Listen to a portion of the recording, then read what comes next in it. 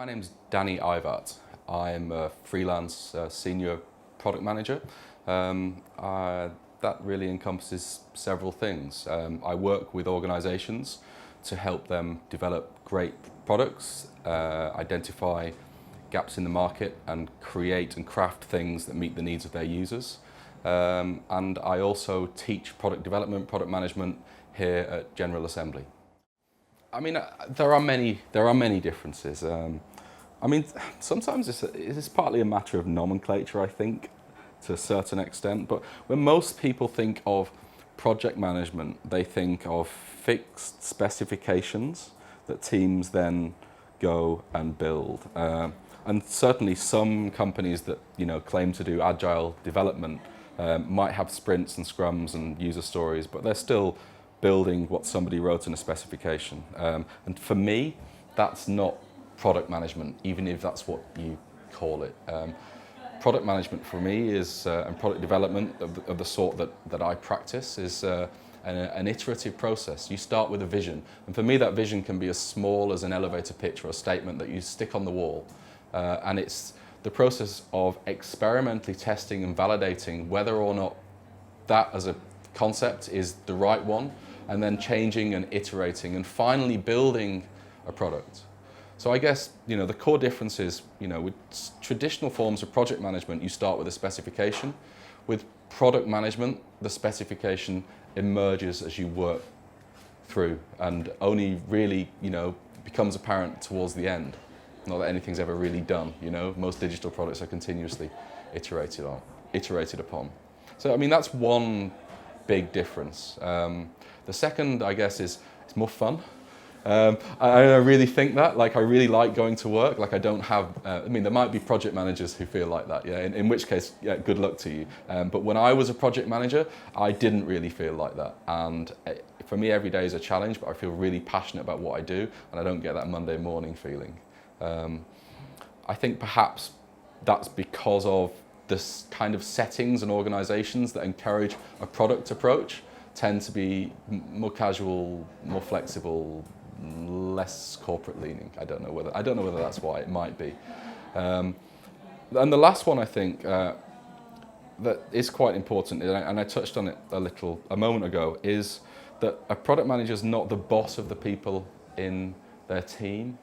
It's not a hierarchical structure of the sort that you typically get in project management. And I personally like working like that. I don't really like huge hierarchies, and I don't really thrive in that kind of setting. Massively. I went to see Eric Ries talk the other day. If you're familiar with what an MVP is, and you work in a startup or you do agile software development, you probably know who Eric is. And he was talking about how these skills should be commonplace. There are so many books you can read, and courses that you can go on, and they're still not really, at least not commonplace enough for the number of organizations who now want to work like this.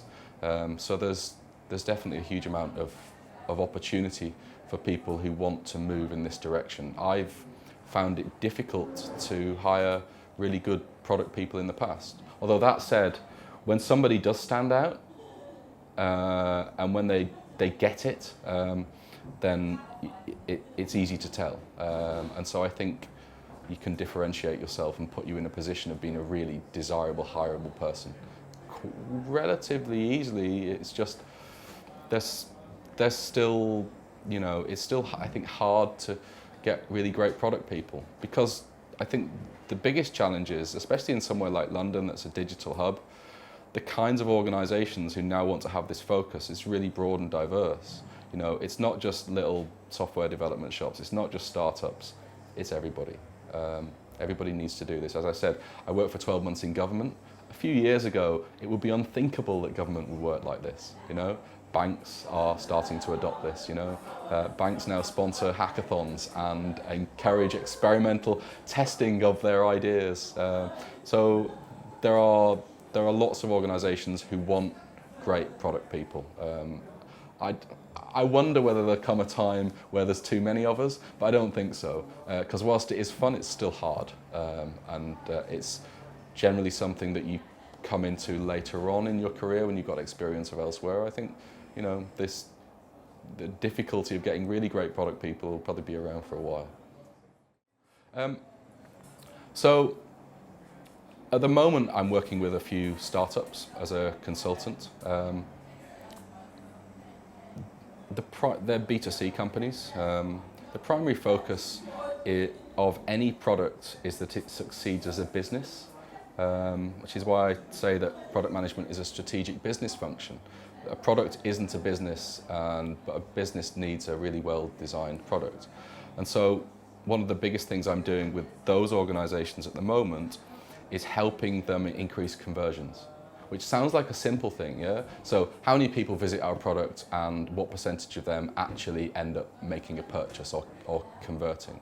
But understanding the entirety of the product development process is key to understanding how to do that. And so one of the things I'm doing at the moment is mapping out users' journeys for a product and looking at each stage at the quantitative and qualitative information about that stage in the user journey, in order that the organization can then experimentally test improvements and that they can track the improvement in conversion rate over time. And so what I'm doing is fundamentally user focused, and I'm using many tools that get used in user experience design, but the difference as a product person is I always have an eye on the business's profitability. And so I'm using user-centered techniques to ensure the long-term success of a business.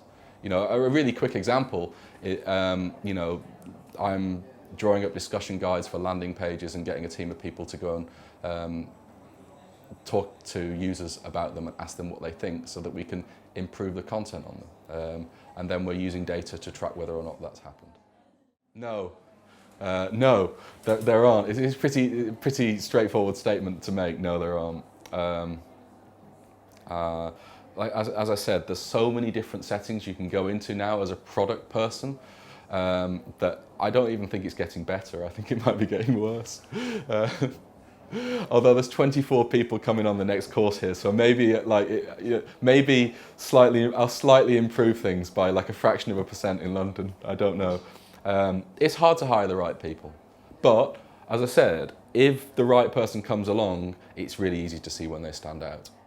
Source LF are London's leading creative communications and media recruitment agency. Be sure to like our video and subscribe to this channel. Take the moment to watch another of our videos on screen now.